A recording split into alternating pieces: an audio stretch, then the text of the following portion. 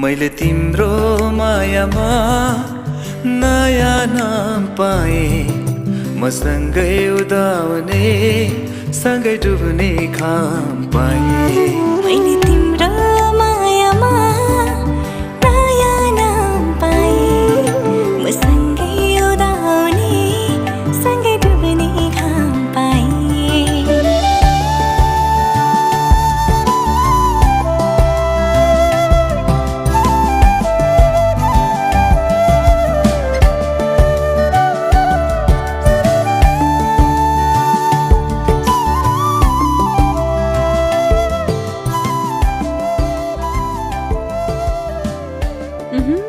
कति मिठो। छोरा मान्छेहरूले पनि यस्तो मिठो खाना बनाउँछ।